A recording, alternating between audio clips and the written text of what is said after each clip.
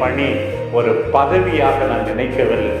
ஏதோ ஒரு அற்ப சந்தோஷம் என்றால் ஏழையாக பிறந்த என்னை உருவாக்கியவர்களுக்கு ஒரு ஆறுதல், எனக்கு நம்பிக்கை கொடுத்தவர்களுக்கு ஒரு ஆறுதல். அதை விட அதிகமாக இறைவார்த்தை மணிக்கு ஒரு மேடை கிடைத்துள்ளது, மற்றவர்களுக்கு நம்பிக்கை கொடுக்க என்று சொல்லி.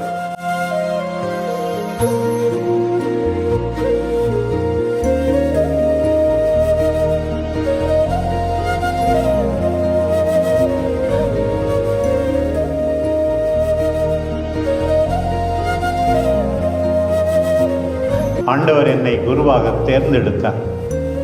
31 ஆண்டுகள் பெங்களூரில் 1000க்கும் மேற்பட்ட குருக்கள், 1500க்கும் மேலே சாமியார், 12 பிஷப்பு எல்லாம் என்கிட்ட படித்தவங்க. ஒரு கர்தினால் ஆண்டவர் என் மீது இரக்கம் காட்டினார். நன்றி ஆண்டவரே, உயிரை கொடுத்தீர் ஆண்டவரே, என் குரலை கொடுப்பேன் ஆண்டவரே, உம் வார்த்தையை அறிவிப்பேன் ஆண்டவரே, எல்லாரும் உம்முடைய வார்த்தையை கேட்க வேண்டும் ஆண்டவரே,